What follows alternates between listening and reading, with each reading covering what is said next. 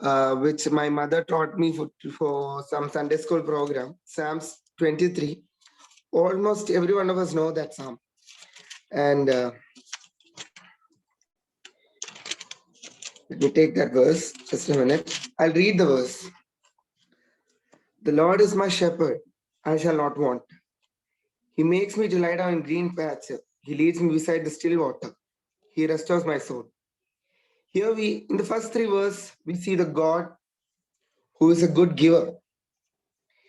He said, the Lord is my shepherd and I shall not want, which means I in my life will not want anything else apart from what my Lord gives me. He is all sufficient for me. And he says, here we have been personified as the sheep and God is a shepherd. He says, he makes me to lie down in green pastures and he leads me beside the still water. So according to the sheep, what it wants is green pasture to eat and fresh water to drink, which is being provided. And we see the God who is a provider in the first three verses. And the next verse we see, here though I walk through the valley of shadow of death, I will fear no evil, for you are with me. Your rod and your staff, they comfort me. So here we see God being a protector. We see that in our lives, we walk through a lot of dark valleys, shadows of time. We face a lot of problems in our life. And we see when a shepherd is leading a sheep, it might have to go through a dark valley. The sheep will be afraid. But hearing the voice of that rod or having the faith that the shepherd is behind them, they are not afraid to walk through it. And the same way, when we have this um, knowledge that Christ is being coming with us or he is with us, we will fear no evil and we'll keep walking. And most of my message today will be focusing on this road and the staff that comforts me. And then the next verse comes to, you prepare a table before me in the presence of my enemies. You appoint my head with oil, my cup runs over. Here we see a God who protects the sheep from other enemies, while the wolf, lion, or anything like that comes. Still, the sheep has comfort that the shepherd is with them. So whatever situation, when it needs someone, or whenever it's alone, or whenever danger strikes, we see the sheep having the hope that the shepherd will protect it. That's the hope Christ expects from us. And throughout Bible, we have seen a lot of people who have been used by Lord. From the beginning, when we see Abel, Elijah, David, and even coming Ruth, Naomi, and a lot of prophets being used. And in New Testament, we see Peter and Paul. Each and every person who was close to God, who God loved dearly, they have faced numerous problems in their life. And we might have heard a very famous saying that Christian life is not a bed of roses. So many of the time we hear people sharing gospel or telling others to come to knowledge of salvation. There's a way of speaking like in a seminary we call it soap soup salvation or prosperity theory. They tell to others that you become a Christian, God will uh, pros- prosper you, or he will give you prosperity, he will help you in all your problems, which is true up to a certain extent that God will help you. But prosperity is something God has never promised you. And just a minute. Yeah, when we look into each of this person's life, when they came to the knowledge of salvation, we see they being the life they had before was so far better, and after salvation or after coming to know the Lord, their life had become worsened. And why does Christian have these problems in their life? Why are these adversaries coming in his Christian's life? And why does the plan of God always include problems? Something we never understand. So I would like to relate my message first to the life of Joseph. I'll not go to the verses where it is, because we are all well known where this what the story of Joseph is. While he was born and as he grew up, we see his father liked him a lot. We all know the story, and he saw dreams that the sun and the moon worshipping him, the 12, what to say, in Malayalam it's called Kattagal. I forgot the English word. And basically, hearing to his dreams, his brothers and his parents started hating him. Or he's in a point, his father shouted at him. And we see Joseph going to search for his brothers, being put into a well. And then later he was sold to Egyptians. So there was a lot of problems in Joseph's life, and there was nothing wrong he did. What if Joseph, in his life, when problems have come, he might have thought that why Lord is doing this to me?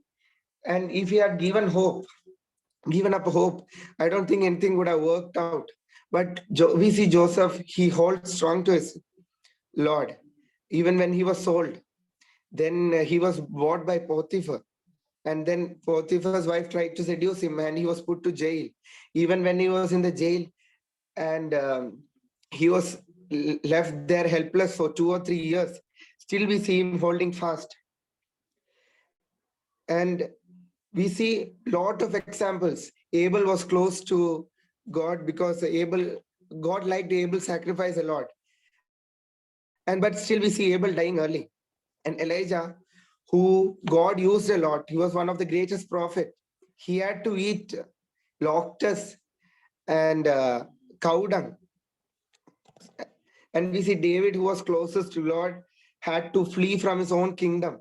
He had faced lot of troubles that he has written a lot of lamenting psalms.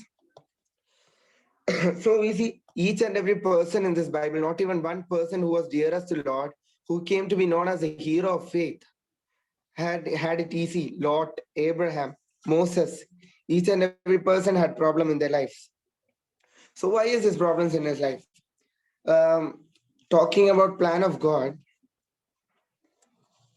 I told it something humans will never understand, because now when we speak about um, Cain and Abel, I'm sorry. Okay, when we speak about the crucifixion of Christ, I don't know which verse it is, but there even Satan was confused by the plan of God, because God's plan was for his begotten son to come and die for us. And when Christ was dying for us, and Satan thought that he is creating the stage, he is preparing the stage so that people rejects him, Pharisees reject him, and he is about to be crucified, people spitting on him, beating him. And while he was being paraded to Golgotha, I feel Satan will be very happy that the legacy of Christ is going to get over, or the world is completely going to be his. Satan is quite happy there. And then in the end, when he is crucified, the last word of Christ was, "It is finished." What mostly people misunderstand, that legacy of Christ was over there. Christ died. It is over. Satan, for a moment, might have thought he was the victor. But after 3 days, he rose again. So the plan of God is something, humanly speaking, or even devil himself, Satan himself, Lucifer himself will not understand. And Lord has plan in each and every one of our life.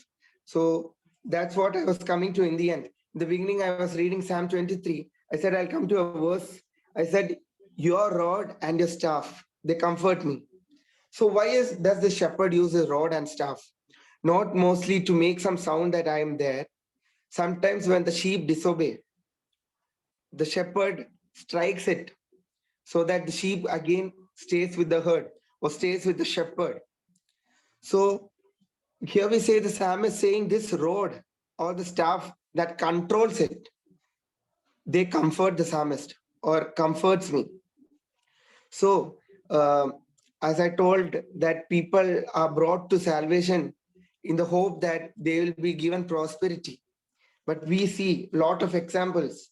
For example, Paul, he had a good name wherever he was respected by all scribes and Pharisees. But the moment he turned his life for Christ, we see him being persecuted, and his life became a living hell for him. People chasing him here and there. He was stoned here and there, and in the end, he was martyred and killed. So even Paul's life is a good example for us. And the sad thing of today's life is people, when they face problems in their life, they feel that it's because of something bad they have done in their life. When they face persecutions, adversaries in their life, they still think, oh Lord, I don't know what wrong did I do. Why did you do? Why are you doing this to me? And we see Peter. 1 minute. First Peter 1 verse 6 and 7. I guess.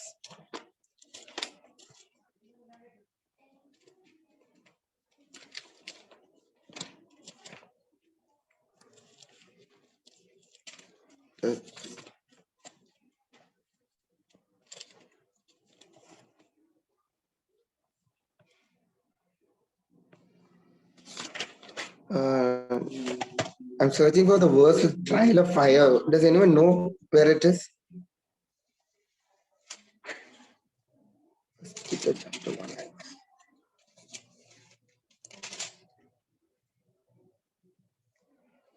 Yeah, I'd like to read a verse from First Peter chapter 1, verse 6 and 7. In this you greatly rejoice, though now for a little while, if need be, you have been driven by various trials, that the genuineness of your faith, being much more precious than gold, that it perisheth, though it is tested by fire, may be found to praise, honor, and glory with the revelation of Jesus Christ.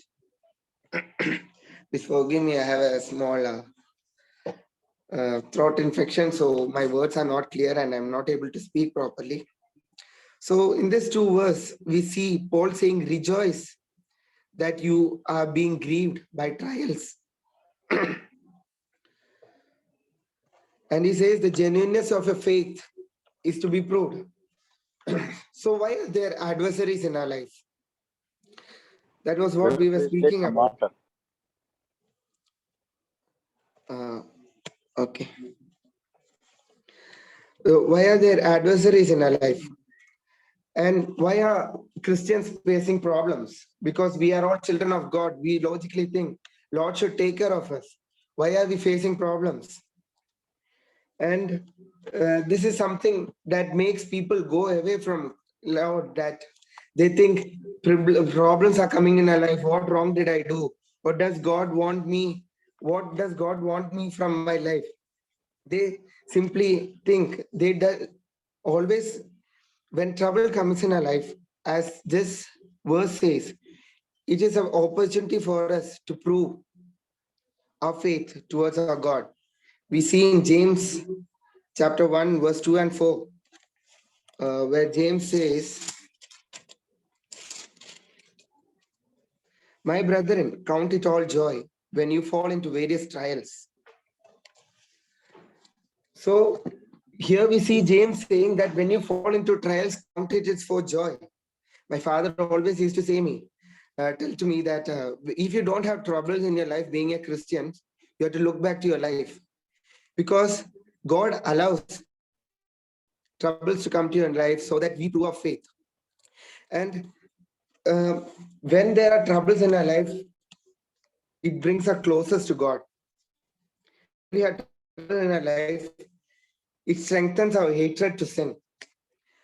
And this is a logic, humanly speaking, it's very difficult for most of us to understand that through trouble or through temptation, we being closer to God. In Romans 5, 3 and 6, we see we glory. We see Paul saying we glory in the tribulation. So everywhere we see the troubles that the apostles, the disciples, or the heroes of faith, everywhere they are facing troubles. They're actually happy that these troubles are coming to me so that I could express my faith or show my faith to God. And how should we Christians follow, or how should we Christians face these troubles in our life? I'd like to take your attention to Mark chapter 6, verse 45 and 46. Thank you. Gospel of Mark.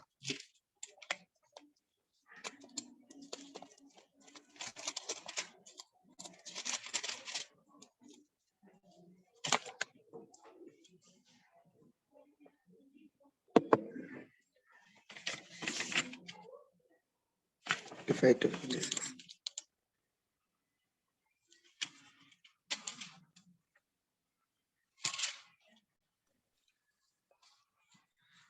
Okay, here we see, I'll not read the entire portion, but I'll say Jesus, we see the portion where Jesus walks on the sea.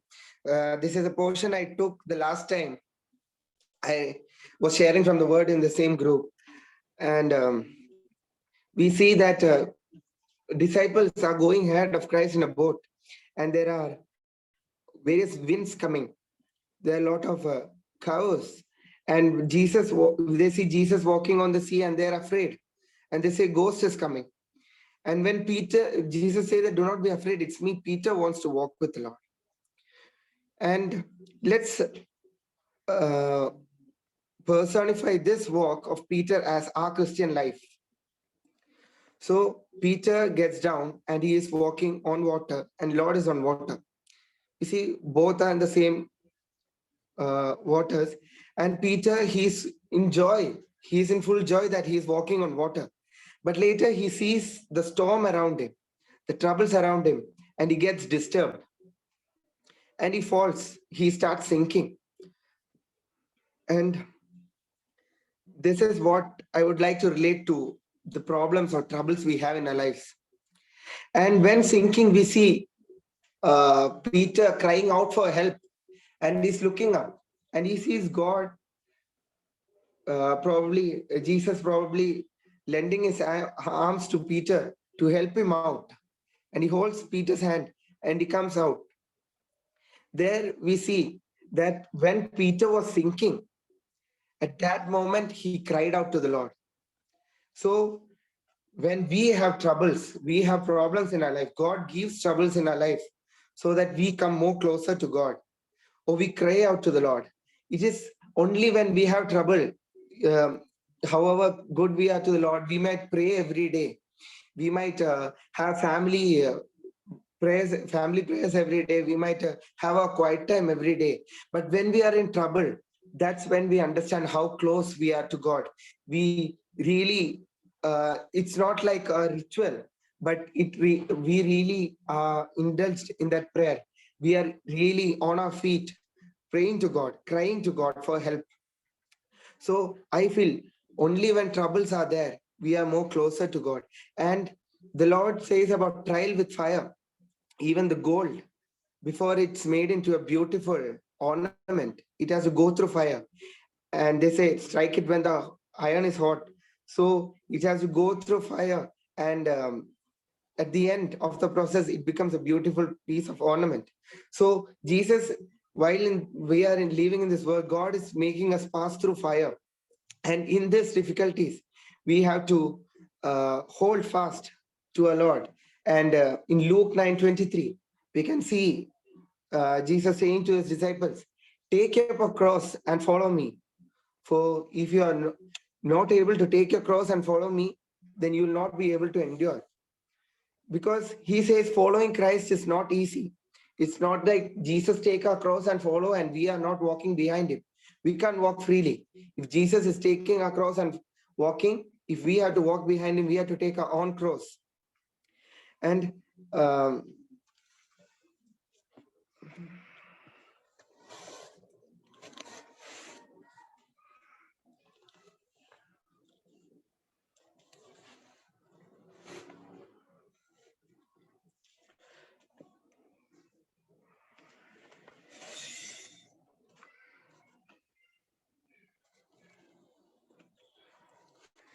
Okay, so when each and every one of us face problems in our life, we come closer to God. And how great is that hope that when others or unbelievers face problems, they have no one to look to. There's a song in Malayalam. I will read out the translation, or I'll say the translation. The song goes like, um,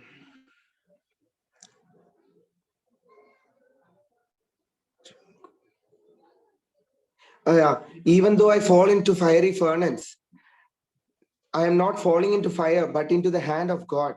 So that is the hope we should have in our life. That whenever troubles are coming or whenever problems are there in our life, it is a chance for us to prove our faith towards the Lord. And whenever we are in trouble, God will open up a way for us, or He will hold our hands, and He is ready to lead us. He's not leaving us alone in the valley of darkness. He's with the rod. He is ready to punish us when we have to be punished, and He is bringing us in the straight way. And the way to heaven is narrow. We have heard it. The way to heaven is narrow and less traveled. It's very difficult to travel, and we have to choose this narrow way. So, what I want to say is, in the end, when we face persecutions from our brethren, from people around us, do not be dismayed or question God that why do I have these problems in my life? And but find a way and thank God that you have given me this opportunity to prove my faith. Today morning, I heard the brother while he was sharing from the word. He told me that he was saying that adversary is better than prosperity because after salvation, think God gives us prosperity. Prosperity is something that takes us away from God. We have lesser problems, and we are self-sufficient when we prosper. We have enough money to buy our own happiness, and it takes us away from God. We don't need God anymore. And if we have adversary, we come closer to God. We always need Him. We cry out for help, and our relationship with God stays strong. And I like the word he said that adversary is better than prosperity. And I'm quite thankful to God that I have enough adversaries in my life that I am staying close enough. And I believe that each and every Christian, or each and every person, in fact, face adversaries in their life. But we should be able to prove our faith. Like Paul, he was able to endure all the adversaries or troubles until he finished his race. Peter, he was crucified, and we see his wife. He with his own eyes he saw his wife being led to martyr, and he was still praising God that even she was able to be martyr for Christ. We see whatever these heroes of faith or apostles were facing, whatever troubles they were facing, they were rejoicing God. They did not complain for a moment that why are these troubles coming in my life, or why am I facing all this? Is it because God is angry on me? They knew that God is watching them. And I would like to end my message by telling you that be thankful for the adversaries that God is giving in your life and hold fast to His word, reading His word, for He is always with the rod, waiting to comfort you. When you are needed to be beaten, He beats you, sets you in the right way. And then we should be ready to take up the cross and follow Him. As I said, Christian life is not a bed of roses. And let's all endure this race together. May His name be glorified.